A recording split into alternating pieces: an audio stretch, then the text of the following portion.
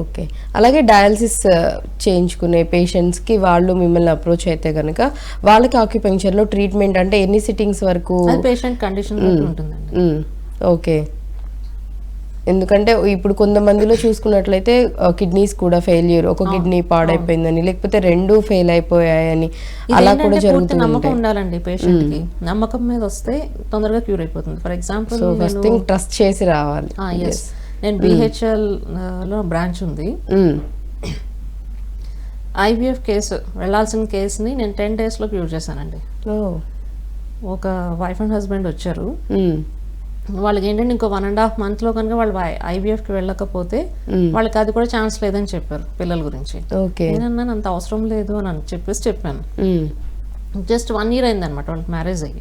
అది కూడా already 1 lakh ఖర్చు పెట్టుకుని వచ్చారు నా దగ్గర.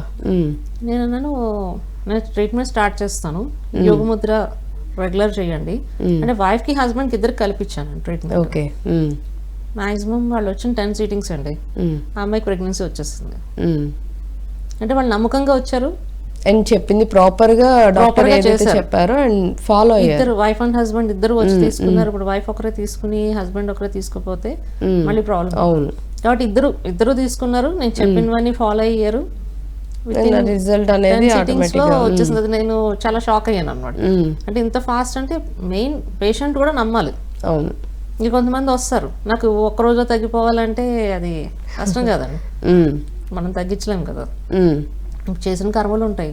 నేను ఒకటే డైరెక్ట్ అడిగేస్తాను, మీరు చేసిన కర్మలు ఎవరు అనుభవిస్తారమ్మా. ఇప్పుడు ఒక డిసీజ్ వచ్చిందంటే మనం చేసినవి మనకే కదండి వచ్చేది. అవును. ప్లస్ ఏంటంటే ఇప్పుడు ఈ సిచ్యువేషన్స్ బట్టి కూడా ఫుడ్ని బట్టి కూడా వస్తుంది, అది వేరే. కానీ ఏదైనా సరే కర్మ సిద్ధాంతం అన్నది మనం తీసుకోవాలి. ఇలాంటివన్నీ కూడా మనం బేస్ చేసుకుని వెళ్తే అక్యుపంక్చర్ ట్రీట్మెంట్లో మంచి సిస్టమ్ ఉందండి. దీని మీద అంటే ఫస్ట్ నమ్మకం ఉండాలండి. ఓకే.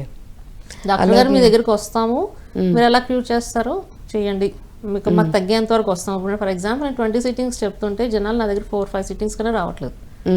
ఫస్ట్ కన్ఫ్యూజ్ అయ్యాను నేను, ఏంటిది ట్రీట్మెంట్ ఫాల్టా ఏంటి అని.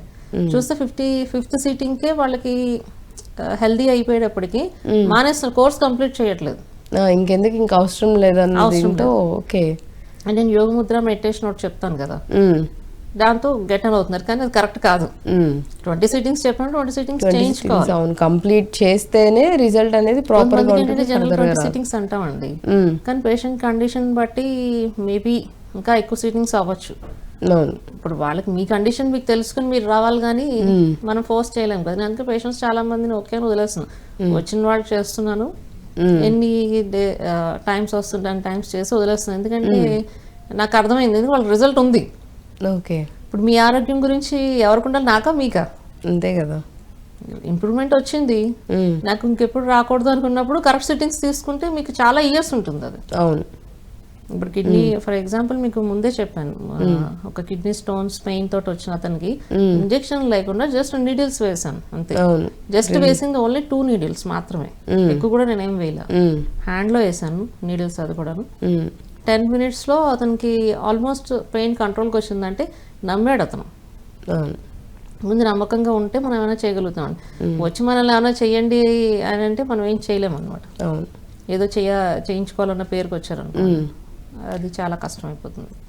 ఎవరికైనా అక్యుపంక్చర్ ట్రీట్మెంట్స్ కావాలంటే మనది బ్రాంచెస్ వచ్చి చింతల్లో ఉందండి, బాలానగర్ చింతల్లో. BHL లో కూడా ఉంది.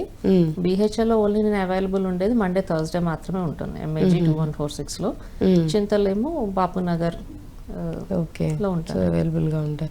అండ్ అలాగే షుగర్ పేషెంట్స్ కూడా ఎవరికి షుగర్ డయాలసిస్ అది కిడ్నీ ప్రాబ్లమ్స్ ఉన్న వాళ్ళకి కంపల్సరీగా షుగర్ అన్నది కూడా వస్తుందండి. ఇప్పుడే కొత్తగా వచ్చిన స్టార్ట్ అయిన పేషెంట్స్ కి మనం మెడిసిన్ లేకుండా అక్యుపంక్చర్ లో కంట్రోల్ చేయొచ్చు అంటారా? సో వాళ్ళకి ఏమన్నా అంటే ఇంకా ఎక్స్ట్రా సిట్టింగ్స్ అలా పడుతుంది అంటారా? పేషెంట్ కండిషన్ బట్టి ఉంటుందండి. ఎవరికైనా నన్ను అప్రోచ్ అవ్వాలనుకుంటే 7995937939 కి కాంటాక్ట్ చేయమని చెప్పండి. ఓకే. సో అంటే మీ దగ్గర ట్రీట్మెంట్ తీసుకున్న టైంలోనే ఫుడ్ కూడా ఆ టైంలో ఎటువంటి ఫుడ్ వాళ్ళు తీసుకుంటే మంచిది అంటారు? అంటే పేషెంట్స్ కి షుగర్ పేషెంట్స్ గా నేను ఒకటే చెప్తానండి, కిడ్నీస్ రిలేటెడ్ ఇష్యూస్ ఉన్న వాళ్ళు ఫుడ్ గురించి రెస్ట్రిక్షన్ ఇవ్వనండి. ఫస్ట్ ఆఫ్ ఆల్ అంటే మీ బాడీ గురించి మీకు తెలుసు, మీకు ఏది పడుతుంది ఏది పడదు అన్నది మీకే తెలుస్తుంది. ఇప్పుడు మీకు రైస్ ఎక్కువ అలవాటు ఉందనుకోండి, సడన్గా చపాతీ తినమనంటే తినలేరు. అవును. ఇప్పుడు చపాతీ తినేవాళ్ళు ఉంటారు, వాళ్ళు సడన్గా చపాతీ ఆపేసి రైస్ తినమంటే తినలేరు. ఓకే. కాబట్టి మనకు కొంచెం క్వాంటిటీ తగ్గించుకుని ఒకేసారి తినకుండా ఏది తిన్నా కూడా కొంచెం కొంచెం లిమిట్గా, ఎందుకంటే డైజెషన్ అన్నది కొంచెం ప్రాబ్లం అవుతుంది, లివర్ మీద కూడా ఎఫెక్ట్ ఉంటుంది. కాబట్టి డయాబెటిక్ పేషెంట్స్కి కొంచెం ప్రాబ్లం ఉంటుందండి. వాళ్ళు ఏం చేయాలంటే కొంచెం లైట్గా ఫుడ్ తీసుకో, ఒకేసారి తినకూడదు. ఇప్పుడు మనం లంచ్ ఒకేసారి తింటాం కదా, అలా కాకుండా ఒక 2 times 3 times అలా తినాలి. కొంచెం కొంచెంగా ఎక్కువ సార్లు తీసుకుంటే ఇన్సులిన్ నుంచి కూడా మనము టాబ్లెట్లోకి లాక్ రావచ్చు అండి, కానీ కొంచెం లాంగ్ టైం పడుతుంది, స్లోగా చేయొచ్చు అనమాట. వాళ్ళు కూడా ఏంటి ఆకలితో ఉంటున్నారు కొంతమంది పేషెంట్స్, వాళ్ళకి ఏంటంటే కిడ్నీ డియాక్టివేట్ అవ్వడం వల్ల ఆకలి వేస్తూ ఉంటుంది. ఆకలి వేసినప్పుడు తినట్లేదు, విపరీతమైన నీరసం వచ్చేస్తుంది. ఆ నీరసం రాకుండా మనం ఏదోటి లిక్విడ్ ఫార్మాట్లో తీసుకోవడము, ఏదోటి వాళ్ళకి ఇష్టమైంది.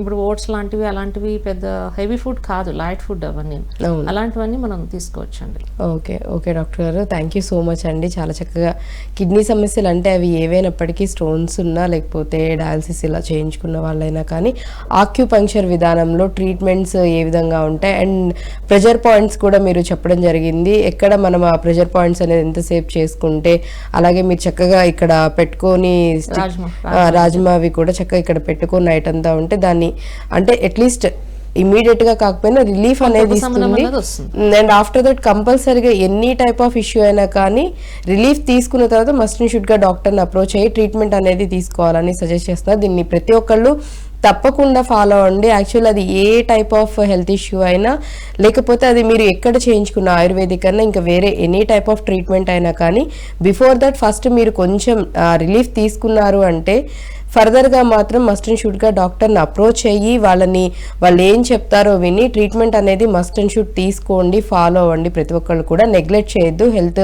ఎవరికన్నా చాలా ఇంపార్టెంట్. మనం హెల్తీగా ఉంటేనే లైఫ్ అనేది లీడ్ చేయడం అనేది జరుగుతుంటుంది. ప్రతి ఒక్కళ్ళు గమనిస్తారని కోరుకుంటూ and thank you so much doctor గారు, చాలా బాగా మీరు ఎక్స్ప్లెయిన్ చేశారు. Thank you for that.